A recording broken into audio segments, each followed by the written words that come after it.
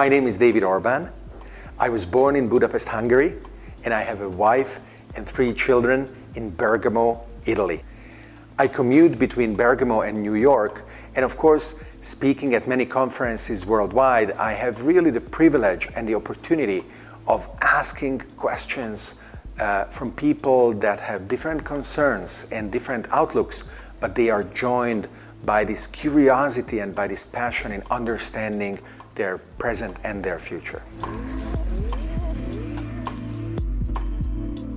Many people around the world feel the need to understand the future, starting from what they see around them, and they feel responsibility, whether for their children or their local and global communities, and they want to maximize the probability of positive outcomes. They lack the way of reading the future, a framework of reference that in accelerating times is more difficult to provide because older models don't apply anymore. So I was in a privileged situation through my work with Singularity University to deeply understand the impact of exponential technologies. And analyzing several of these, I realized that they had a common denominator, and that was decentralization and distribution of socioeconomic activities, and that is what led me to formulate the fundamental thesis of network society, to put together the nonprofit organization around it, the Ambassador Network, and the wonderful event that we are having here today.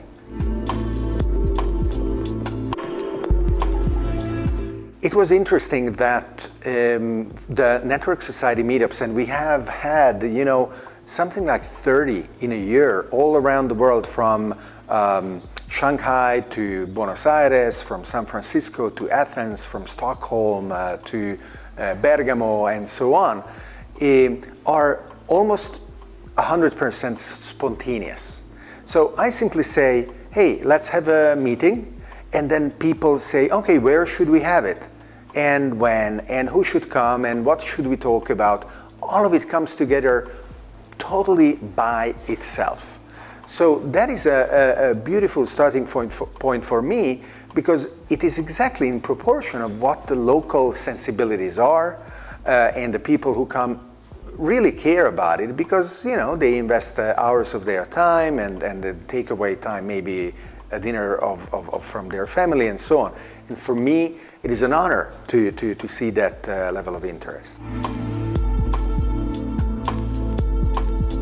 In China, for example, we had very, very good conversations and frank conversations about how is it possible to create a harmonious society when the signals that create feedback are either distorted or interrupted, and how we can reconstitute so that that is constructive and conducive to really letting those who make decisions impacting the lives of 1 billion people optimal, or as optimal as possible. Or it was very funny to see who were more optimistic or more pessimistic with regards of the attitudes of their own governments. So one of the most pessimistic turned out to be was New York. They felt extremely negative about whether through energy or education or health or other of the pillars that we identify, they are on the right track or not. In Argentina, we were at the top of a skyscraper in a beautiful office, and they were saying, oh, we don't think that our government really understands the power of renewable energies and photovoltaics. And I was able to turn around, look out of the window, and point to the rooftops and tell them, hey, look at it, people are actually putting up solar photovoltaic regardless. So you can take action, you can take example from that.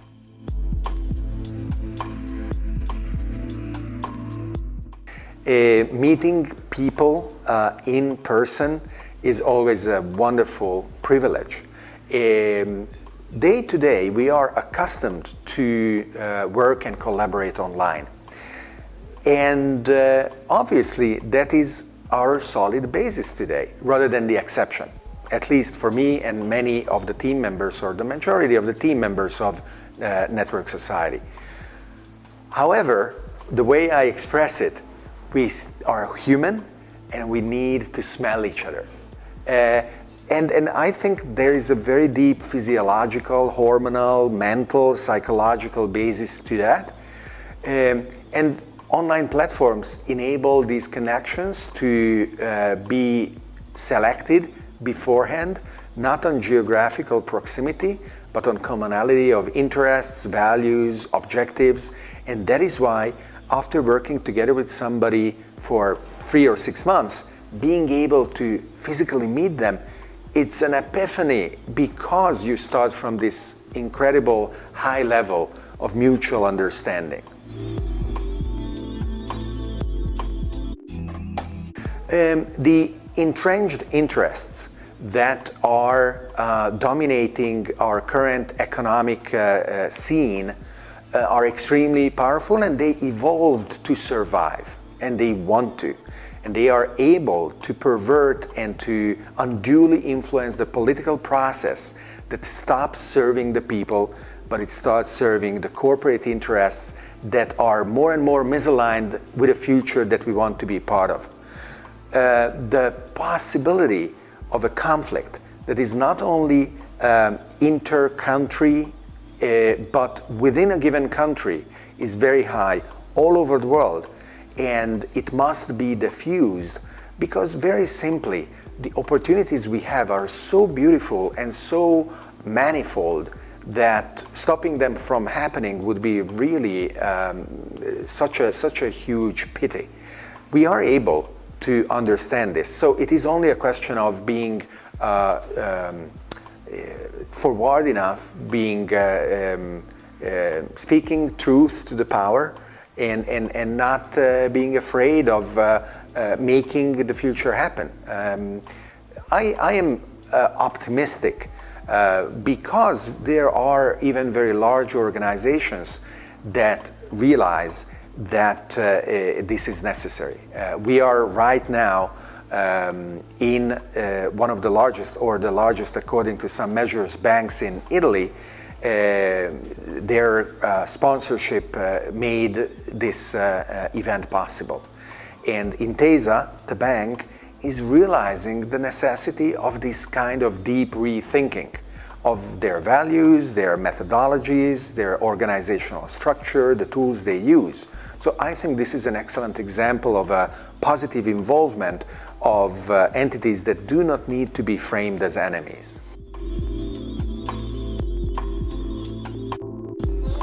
I believe that we can build the new without necessarily having to destroy the old. It will become a given, it will become an infrastructure, it will, especially in places like Italy, where things work pretty well, you know, compared to countries of middle and low income that have infrastructure of all kinds that really do not work.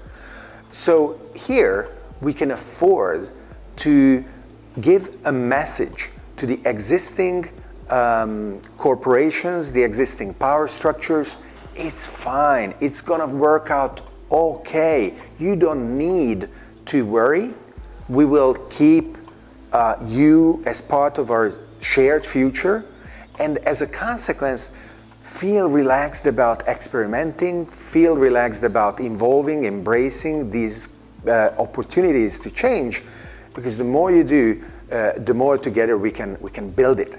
And there will be places where this is not going to happen, and it will be painful, and the stronger the attachment to the older structures is, the more the conflict will develop. I don't think that Italy is going to be one of those places. I think that Italy is going to be able to embrace the future of transformation. We have a specific model that we are implementing together with Backfeed, one of our speakers at the event, for the Network Society app. Today this is conceptual only. Maybe when our viewers will watch this video, they will say, oh, obviously I have it installed on my phone, I know how it works. It is about being able to contribute with knowledge, with resources, with stepping stones towards constructive solutions that get vetted by the network. And through these activities accrue reputation that is portable, that you as a participant own, and that can be deployed for your own goals within the app or outside of the app, so that you can both learn and teach about how to organize your life, how to organize an enterprise, how to govern a city or a country in a manner that is compatible with the future. We developed a methodology and an indicator called the Network Society Readiness Index. This is a fairly simple and interactive approach that doesn't require very difficult and complicated adaptations from the organization, that allows us to work together with a chosen group, typically identified by the organization's top management, analyzing how their strategies are well aligned or misaligned with respect to what are the unstoppable changes we see coming.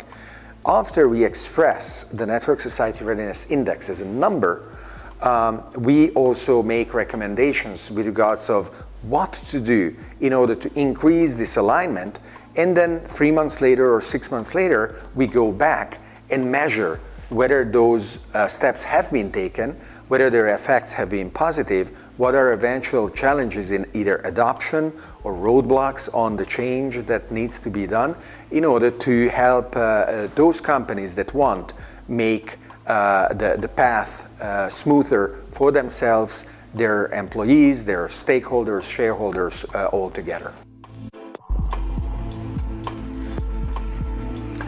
In this past year, we built an incredible network of ambassadors that with the latest announcements we did today with the China, Beijing, Indonesia, Iran and Spain ambassadors joining the team, covers more than 30 countries around the world. So definitely I see the enthusiasm and the need for this to be further spread, and I more than welcome anybody seeing this video who wants to be part of Network Society to contact us, or just to start doing things really and to let us know about the things they are doing, because this is a permissionless network. You don't need any authorization, you don't need any license. We publish everything we do under Creative Commons that allows you legally to use and leverage, even commercially, the knowledge that we are aggregating and spreading. So I am sure that there will be a lot of initiatives in the next months that will take advantage of that, and we will be able to build, as a consequence, not only the non-profit part, but there will be a natural evolution around for-profit parts as well of what will come. We are extremely eager to catalyze people's natural intelligence, enthusiasm, and passion.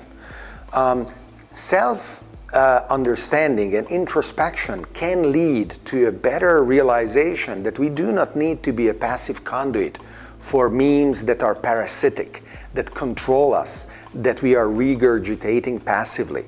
We must stop at many of the stimulations that we receive and ask ourselves, why is that attracting me?